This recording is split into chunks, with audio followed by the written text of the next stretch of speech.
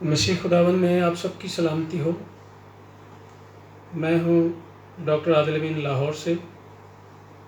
ایک بار پھر خداوند کے کلام کی خوبصورتی کے ساتھ تشریح اور اس کو گہرے میں سیکھنے کے لیے چند ایک باتوں پر آج غور کریں گے۔ اور میں اگر یہ کہوں تو مناسب ہوگا کہ پچھلی بار ہم نے بائبل مقدس کے لا تبدیل ہونے کے بارے میں جو کچھ سیکھا، یہ اسی کا تسلسل ہے۔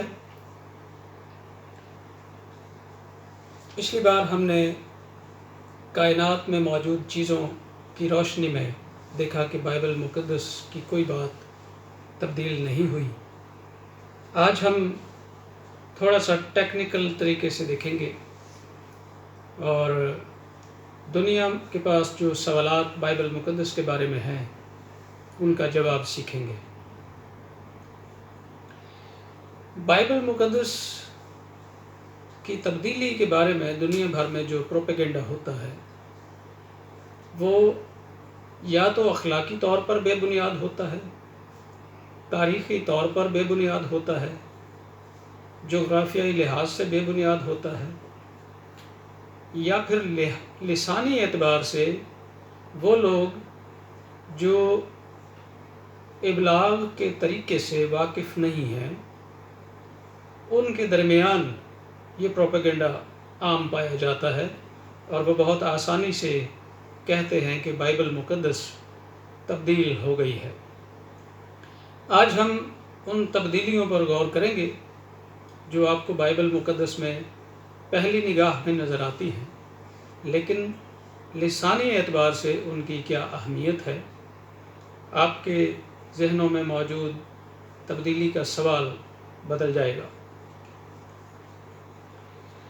بائبل مقدس کے بارے میں ہم نے یہ سیکھا تھا کہ عبرانی اور ارامی زبان میں پرانے عہد نامہ کے بیشتر حصہ جات جو ہے وہ عبرانی زبان میں، کچھ ابواب جو ہیں وہ ارامی زبان میں، جبکہ عہد جدید جو ہے وہ یونانی زبان میں ہمارے پاس موجود ہے۔ یہ مد نظر رکھیے گا کہ خداوند یسوع مسیح کی مادری زبان عبرانی یا یونانی نہیں بلکہ ارامی تھی، اور ارامی زبان کوئی ایسی پیچیدگی نہیں ہے جس کو حل نہ کیا جا سکے۔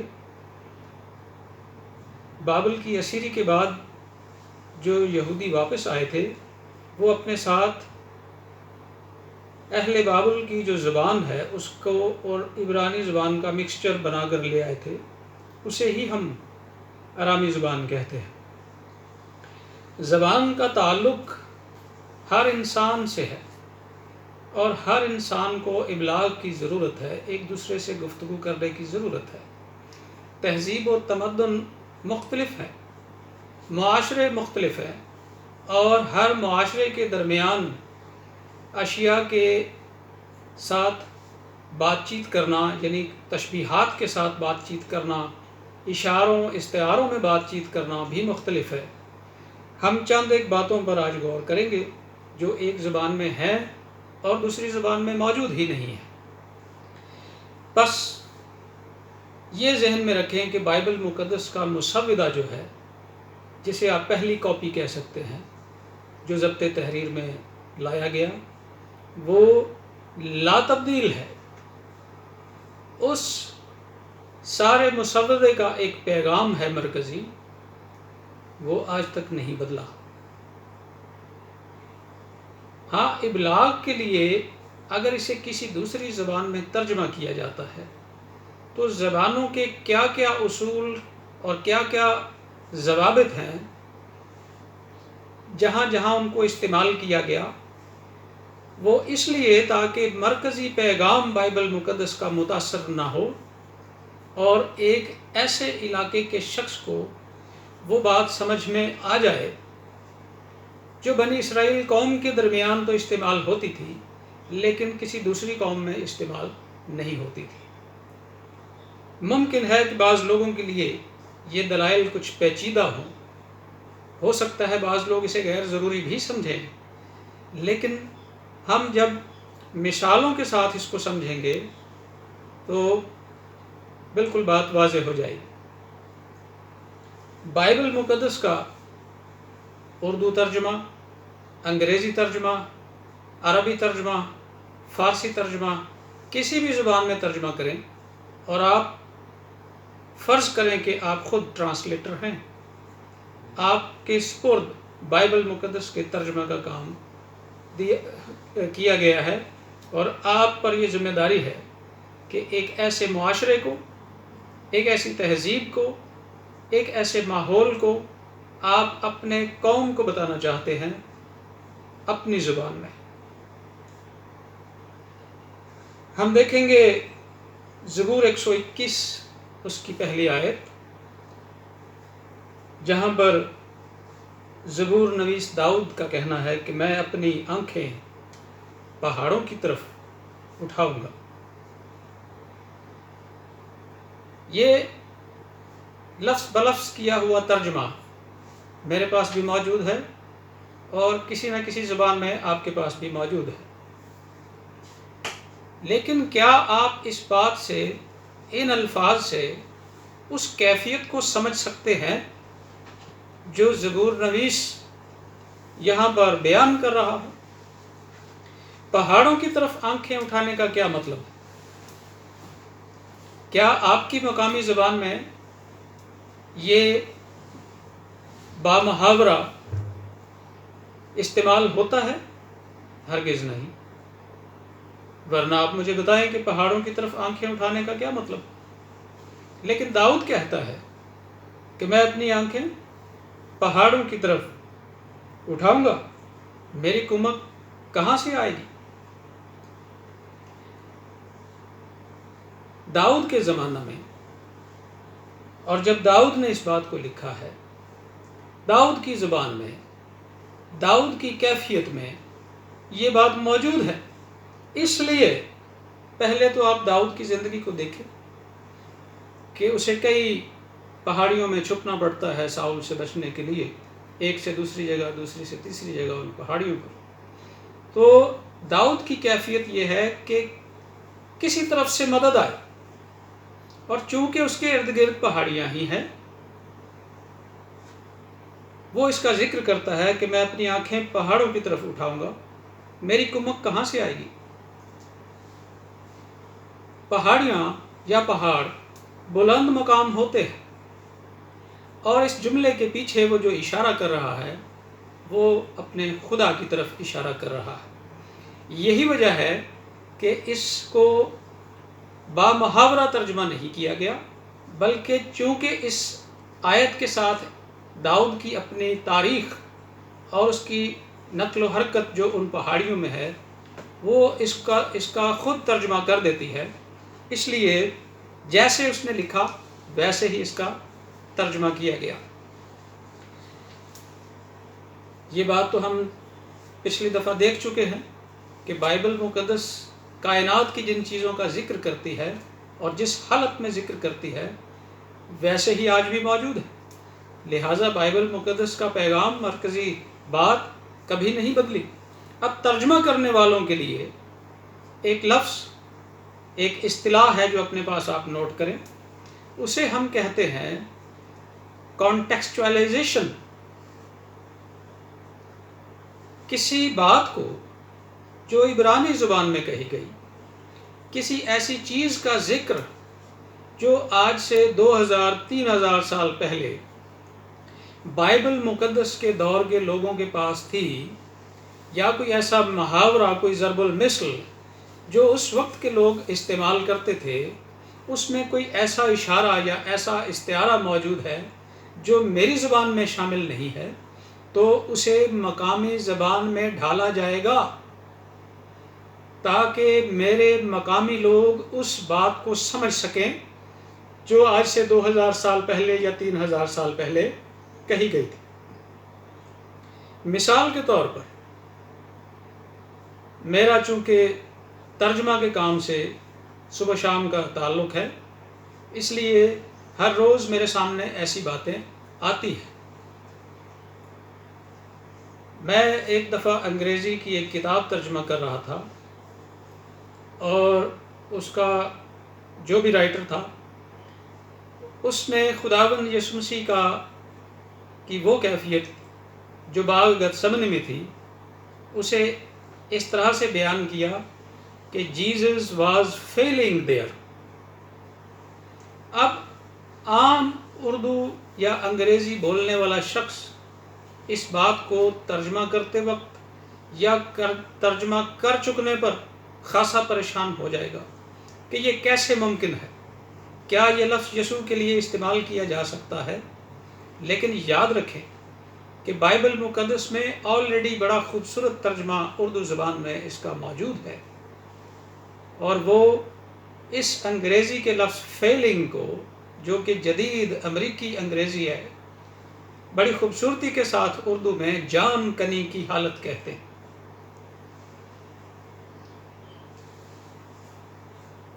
جان کنی کی حالت، اس کا مطلب ناکامی کی حالت نہیں، لیکن ایک زبان کا دوسرے زبان میں ابلاغ اسی طرح سے ہوتا ہے۔ بعض اوقات ترجمہ کرنے کے بعد چیزیں زیادہ مشکل ہو جاتی ہیں، حالانکہ ہم انہیں آسان بنانے کی کوشش کر رہے ہوتے ہیں۔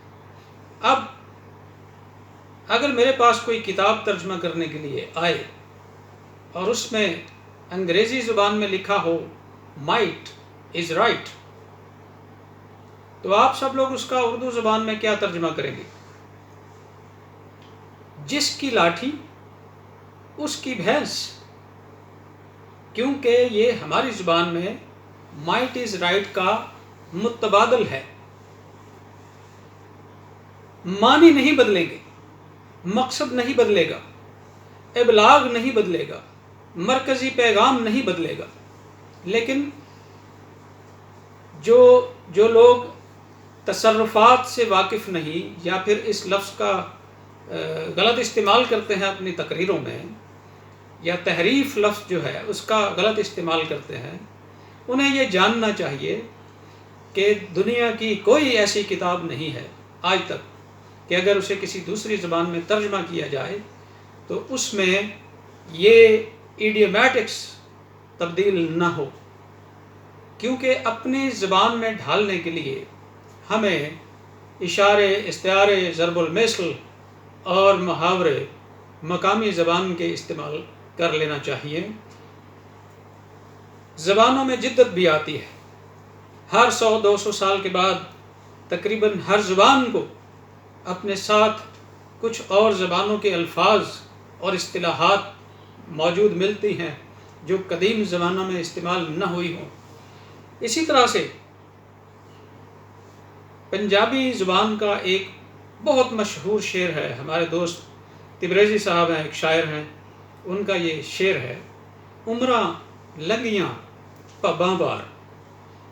اب ترجمہ کرنے والے خاص طور سے اور بائبل مقدس پر الزام لگانے والے، یہ میں ایک مثال کے طور پر بات کر رہا ہوں، یہ شعر بائبل میں نہیں ہے، لیکن آپ کو ترجمہ کا جو اصول اور ضابطے اور قواعد ہیں وہ بتا رہا ہوں کہ اس پنجابی شعر کا مجھے اردو ترجمہ کر کے بتا دو کہ عمراں لنگیاں پباں بار۔ اس میں جو کیفیت ہے، شاعر جو اس میں بات کر رہا ہے، وہ آپ اردو زبان میں حرف بحرف، لفظ بلفظ ترجمہ کر کے وہ حاصل کر ہی نہیں سکتے۔ آپ کو ہو سکتا ہے 2 صفحات لکھنے پڑیں اس کی تشریح کے لیے۔ اس بات کو اپنے سامنے رکھیں کہ بائبل مقدس کا جو پیغام ہے مرکزی، کہ خدا نے اس کائنات کو بنایا، یہ کبھی تبدیل نہیں کیا گیا۔ بائبل مقدس کا ترجمہ کرنے والوں نے کبھی یہ نہیں کہا کہ آسمان اور زمین خدا کے علاوہ کسی نے بنائے۔ کون سی زبان اسے کس طرح سے بیان کرے؟ خدا کا نام، خدا کا بیان، اس کا کام، وہ ہر زبان میں جب جائے گا، ہو سکتا ہے کہ خدا کے نام کی جو آواز ہے، جو صوت ہے، ایلوہیم، جو بائبل مقدس میں استعمال ہوا ہے، اس کی کانٹیکسچولائزیشن ہو جائے یا اسے وربلائز کر دیا جائے، لیکن اس حقیقت سے انکار نہیں کیا جا سکتا کہ بائبل مقدس جس خالق خدا کی بات کر رہی ہے وہ لا تبدیل ہے، اور سب تراجم متفق ہیں کہ خدا نے ابتدا میں زمین و آسمان کو پیدا کیا۔ پھر ہم دیکھتے ہیں کسی وقت انگریزی زبان میں جب بائبل مقدس کا ترجمہ ہوتا ہے تو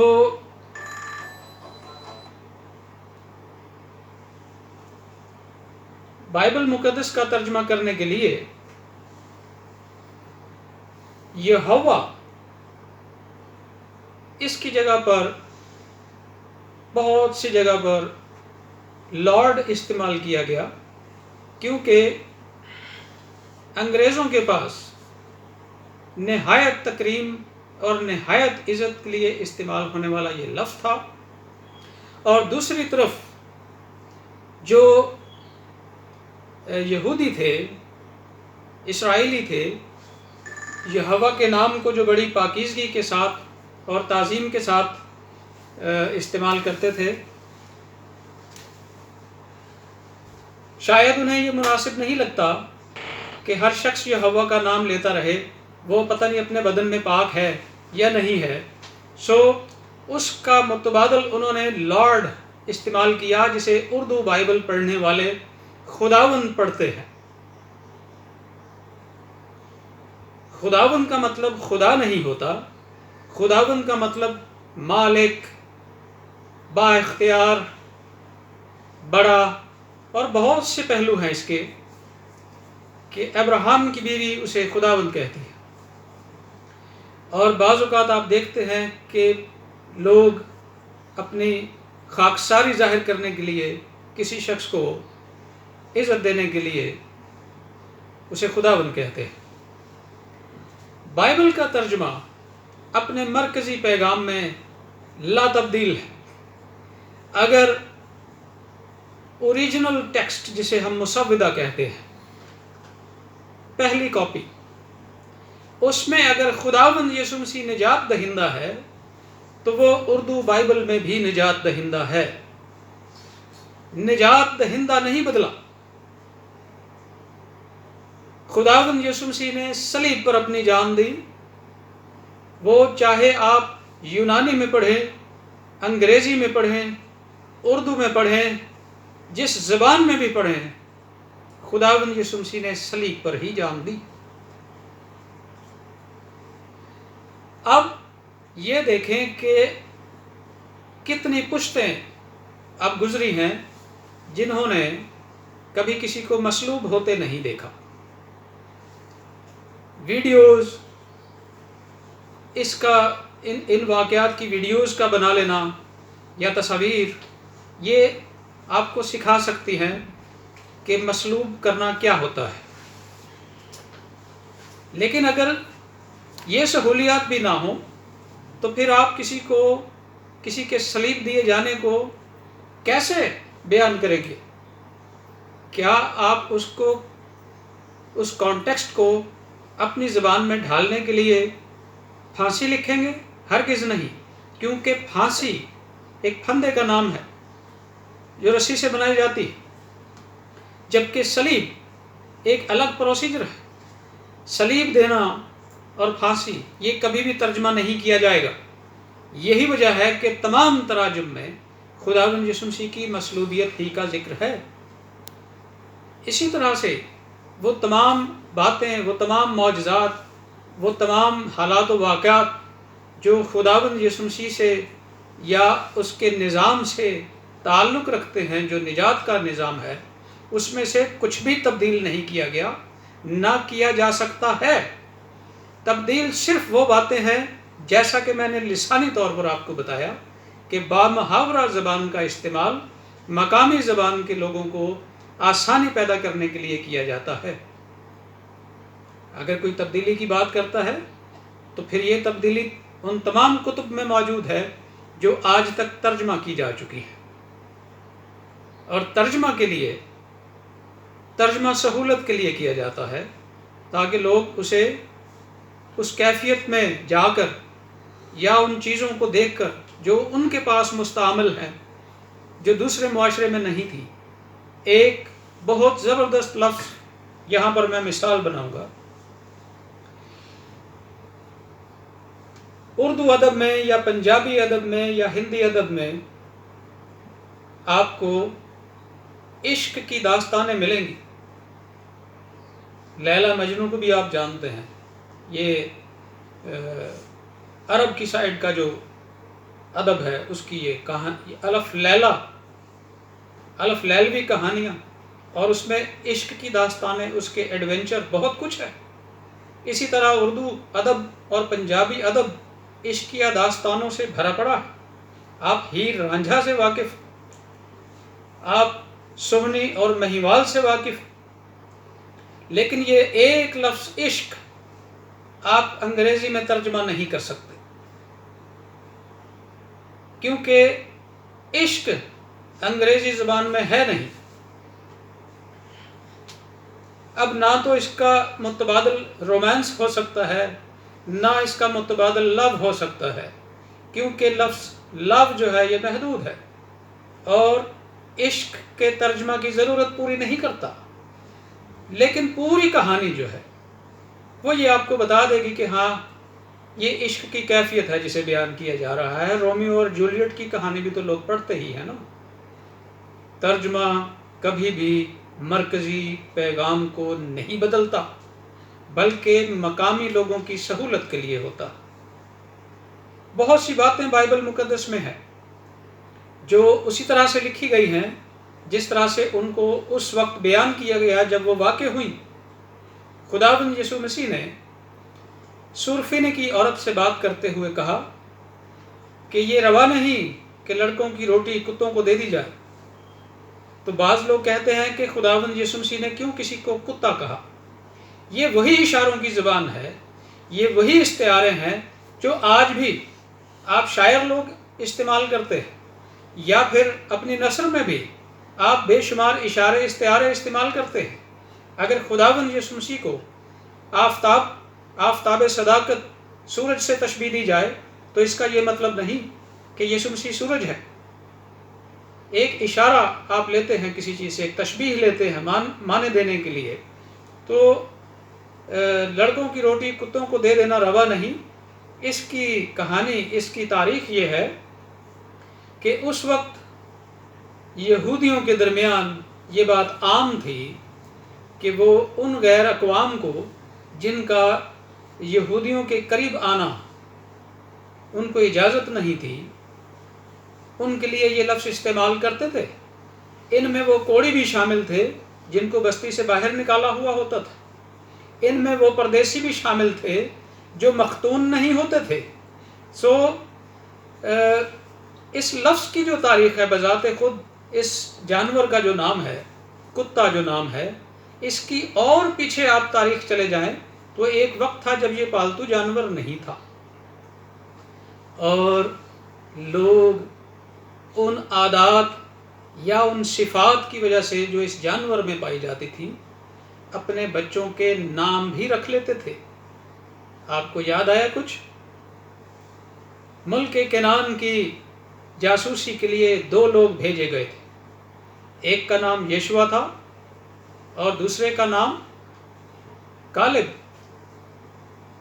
آپ اس لفظ کی تحقیق کر لیں اور دیکھ لیں کہ اس لفظ کا مطلب کیا ہے، فارسی زبان میں آپ کو اس کا مطلب مل جائے گا۔ یہ وہ دور تھا جب لوگ اپنے بچوں کے نام بھی اس جانور کے نام پر رکھ لیتے تھے، کیونکہ اس وقت اس جانور کے ساتھ شاید ان کے معاملات ایسے نہ ہوں جیسے آج ہیں۔ اب وہ لوگ جو کتے کو ناپاک کہتے ہیں، انہوں نے کتا گھر میں رکھا ہوا بھی ہوتا ہے، وہ کتے کو اپنے ساتھ سلا بھی رہے ہوتے ہیں، اسے ناپاک بھی کہہ رہے ہوتے ہیں۔ عجیب صورتحال ہے، جب ادوار بدلتے ہیں تو اطوار بھی بدلتے ہیں۔ لفظوں کے استعمال کرنے کا مطلب کسی کے لیے آسانی پیدا کرنا ہے، نہ کہ مرکزی پیغام کو تبدیل کرنا۔ خدا کا کلام لا تبدیل تھا، لا تبدیل رہے گا۔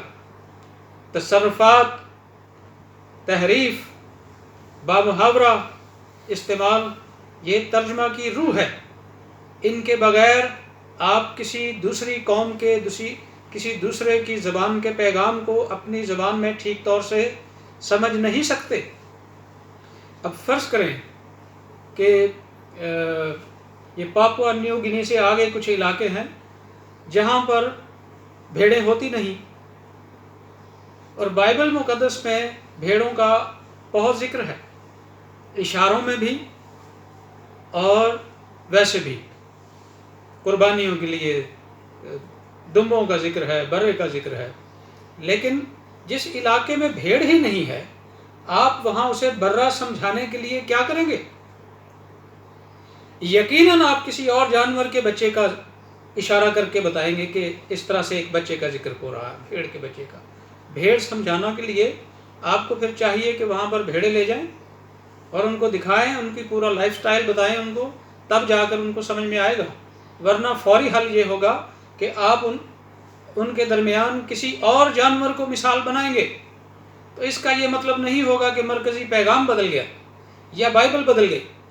ترجمہ ایک شبہ ہے اور بڑا بھرپور اور مضبوط شبہ ہے جو مجھے اور آپ کو اس زمانے کی باتیں آسانی سے بتاتا ہے جس دور میں ہم نہیں تھے، اور وہ باتیں جو آج جدید دور میں، وہ محاورے جنہوں نے آج جنم لیا ہے، جب ان پرانی باتوں کو ان باتوں میں ڈھالا جاتا ہے تب ہمیں وہ باتیں درست طور سے سمجھ میں آتی ہیں۔ خداوند آپ کو بہت برکت دے۔